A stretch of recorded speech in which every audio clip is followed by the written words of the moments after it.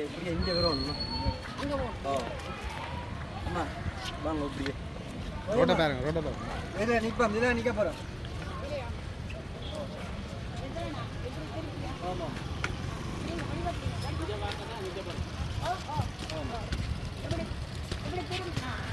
இதில் வந்துட்டோம்மா இப்படி நெட்வொர்க் திரும்ப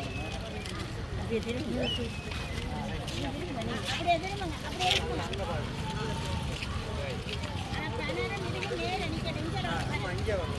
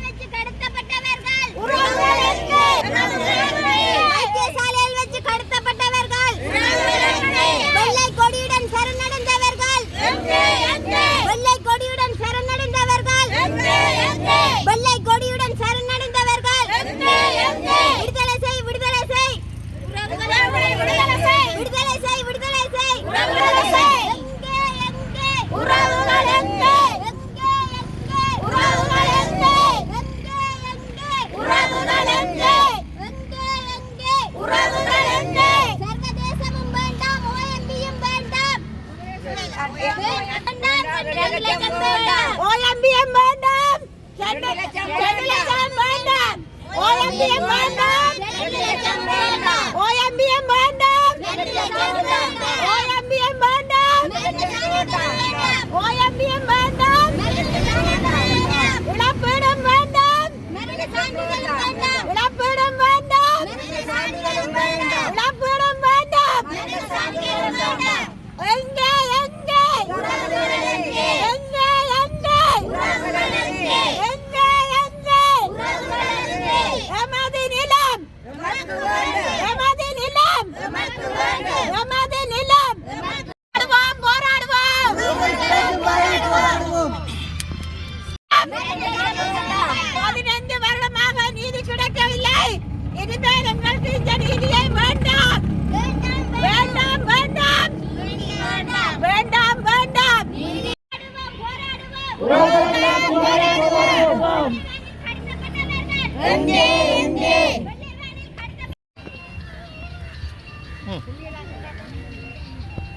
வணக்கம்.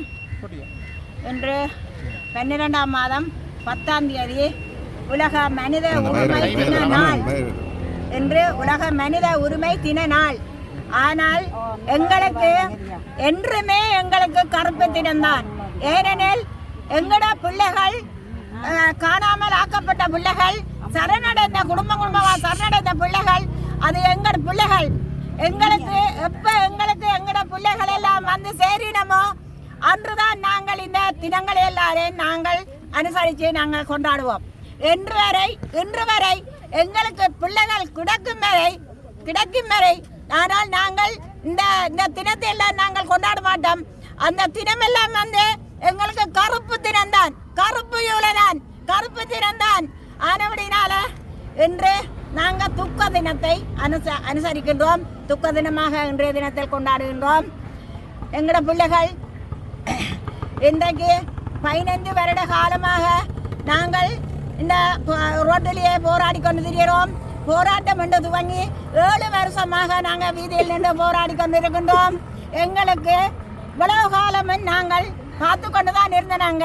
எங்களுக்கு அந்த ஆணைக்குழு, இந்த ஆணைக்குழு, அந்த பொறுமுறை, இந்த பொறுமுறை, நல்லிணக்க ஆணைக்குழு, OMB எங்களுக்கு இதுவரையிலும் எங்களுக்கு ஒருவரும் வந்து எங்கட பிரச்சனைக்கு ஒரு ஆள் நாங்கள் 5 பேர்ட்ட நாங்கள் இதெல்லாம் கொடுத்து பார்த்து நாங்கள் இந்த OMB சரி நீங்கள் வாதாடுறீங்கள், இந்த 5 பேர்ட்ட ரிப்போர்ட்கள் தாரம், நீங்கள் இது ஒருக்கா கண்டுபிடிங்கோ, இது ஒருக்கா பார்த்து செயல்படுத்துங்க.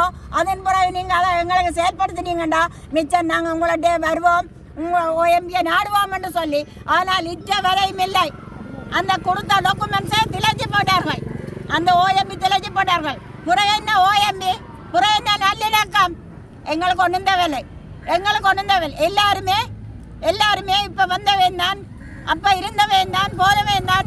எல்லாரும் தமிழர்கள் என்றால் நாங்கள் என்ன பாவம் செய்கிறாங்க? நாங்கள் இந்த உலகத்தில் தமிழர் பிறந்தது பாவமா என்ன? நாங்கள் சிறுபான்மை ஒதுக்கி கேட்குறீங்களா? நீங்கள் எல்லாரும் உங்களோட பிரச்சனை எல்லாம் பார்த்து கொண்டிருக்கிறீர்கள். ஆனால் எங்களோட பிரச்சனைகள் ஒன்றையும் காதலியை எடுக்கிறீங்கள் இல்லை.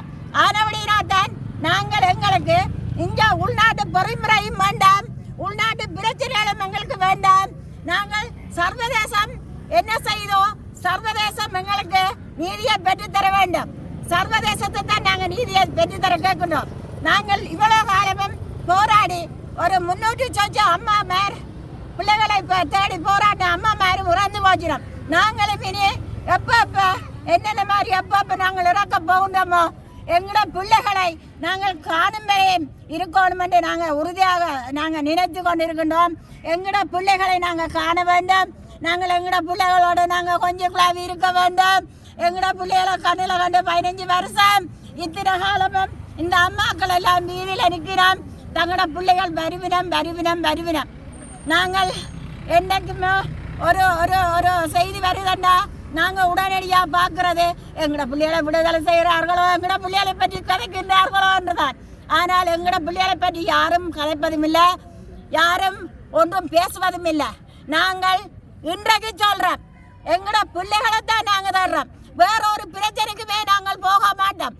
நாங்கள் எங்களோட பிள்ளைகளை தேடி எந்த வீதியிலையோ, எந்த நகரத்திலேயோ, எந்த டெல்லியிலையோ நாங்கள் எங்களோட பிள்ளைகளை தேடி நாங்கள் போராடுவோம் என்று இண்டையில் இருந்து நாங்கள் சொல்லிக்கொள்கிறோம். வணக்கம். முருகையா கோமகன், குரல் அமைப்பினுடைய ஒருங்கிணைப்பாளர். சர்வதேச மனித உரிமைகள் தினம் இன்று.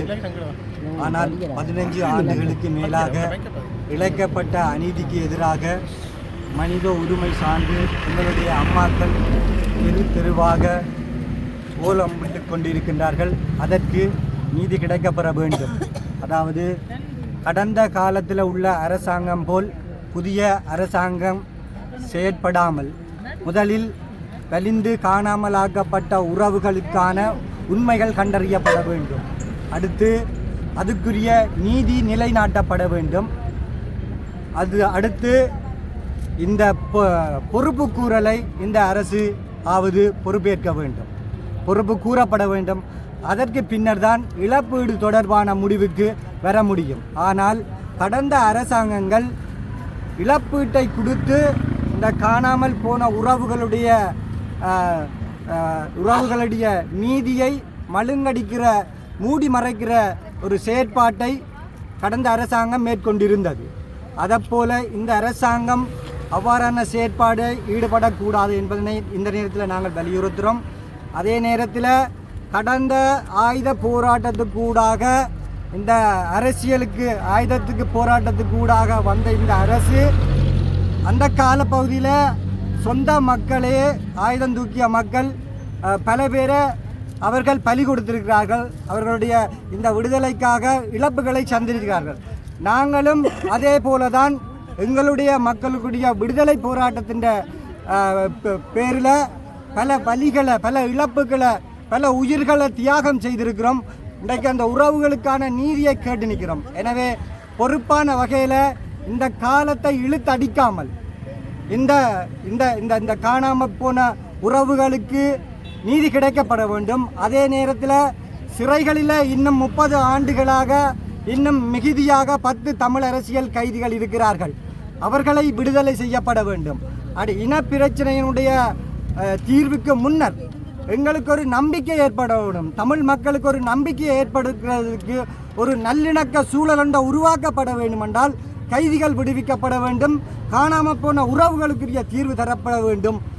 மேற்கொண்டு தொடர்ந்தும் நில அபகரிப்புகள் நிறுத்தப்பட வேண்டும். இவ்வாறான விடயங்களுக்கு பின்னர் தான் எங்களுக்கு ஒரு நல்லிணக்கத்தையும் நம்பிக்கையையும் கட்டியெழுப்ப முடியும் என்பதனையும் பொறுப்போடு இந்த அரசுக்கு கூறிக்கொள்ள விரும்புகின்றோம்.